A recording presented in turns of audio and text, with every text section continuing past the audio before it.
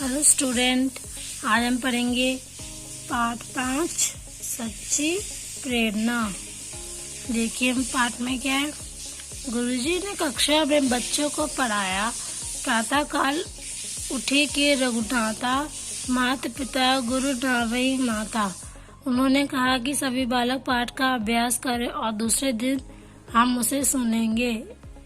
दूसरे दिन जब गुरुजी ने पूछा तो सभी बालक ने हाथ उठा दिया। चौपाइयाँ कंठस्थ कर ही ली थी, ससुर सुना दी, लेकिन गुरुजी के मुख पर प्रसन्नता व संतोष का कोई चिन्ह नहीं उभरा। फिर पूछा और कहा, कुछ बालकों ने अभ्यास पुस्तिका में चौपाई के सुलेख का अभ्यास किया था, दिखा दिया। गुरुजी ने कहा, अभ्यास अधूरा है, कल फिर सुनेंगे। दूसरे दिन भी बच्चों के अभ्यास में कोई विशेष प्रगति नहीं हुई।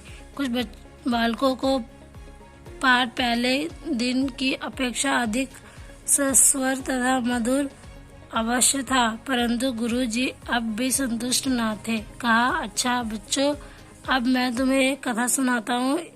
इसमें तुम्हें अपने पाठों के अभ्यास की सही विधि समझने में आसानी होगी। गुरुजी ने कथा सुनानी आरंभ की।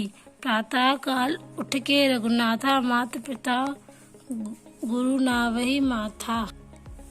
एक महात्मा जी वन में विचरण कर रहे थे। उन्होंने एक जगह देखा कि कुछ तोते एक छड़ को अपने पंजों में मजबूती से पकड़े हुए उल्टे लटके हुए हैं, अर्थात पंजे ऊपर तथा धड़ नीचे। किसी बहेलिये ने लासा लगाया था, तोता पकड़ने का यही तरीका है। बहेलिया एक पटरे पर चुगा डाल देता है, सामने एक छड़ लगी रहती है। तोता दानों के लालच में छड़ पर बैठता है। छड़ तोते के भार से घूम जाती है और तोता उल्टा लटक जाता है। तोता भ्रमित रहता है कि उसे किसी ने पकड़ लिया है और उल्टा लटका रहता है। एक एक कर बहेलिया छड़ पर उल्टे लटके सभी तोतों को पकड़ लेता है। महात्मा जी को दया आई, सोचा कि तोतों का भ्रम दूर कर दे तो उनकी जान बच जाए। वे तीनों तोतों के पास गए और कहा, ये तोता तुम्हें कोई नहीं पकड़े है, तुम स्वयं छड़ को पकड़े हो, छोड़ दो तो छूट जाओगे। महात्मा जी समझाकर आगे बढ़े। थोड़ी देर बाद वे उधर से वापस हुए। उन्होंने देखा कि तोते उसी प्रकार लटके हुए हैं और पाठ पढ़ रहे हैं।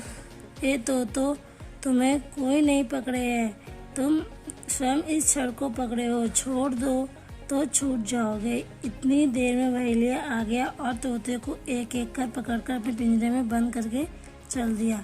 फिर गुरुजी ने प्रश्न किया, बच्चों, क्या तोतों ने कोई गलती की? सभी बच्चों ने एक एक कर एक ही उत्तर दिया। तोतों को महात्मा जी की बात पर अमल करना चाहिए था। वे केवल पाठ रटते रहे और अपनी मूर्खता के कारण पकड़े गए। गुरुजी मुस्कुराते बोले, दूसरों की त्रुटि को पकड़ना सरल है, पर व्यक्ति अपनी त्रुटियों की ओर देखना भी नहीं चाहता। उन्होंने फिर कहा, आज जिन बालकों ने अपने माता पिता, दादा दादी, बड़े भाई दीदी अथवा अन्य बड़ों के प्रातः काल उठते ही पैर छुए हों, वे हाथ उठाए। अब तो 2-4 को छोड़कर लगभग सभी बच्चों के चेहरे की चमक गायब थी और वे मुंह लटकाकर सिर नीचा किए बैठे थे। गुरुजी ने समझाया, प्यारे बच्चों, किसी पाठ का सुनना या पढ़ना पहली बात है। दूसरी बात है उस पाठ में दिए गए सिद्धांतों को बुद्धि से समझना और फिर सबका निचोड़ यह है कि उन्हें व्यवहार में लाना। तोतों की तरह रटने और पाठ याद करने को अभ्यास नहीं कहा जा सकता। तोतों की तरह अभ्यास का मखौल उड़ाओगे तो कष्ट से मुक्त कैसे हो सकोगे? अपना कल्याण कैसे कर सकोगे? मनुष्य कैसे बन सकोगे?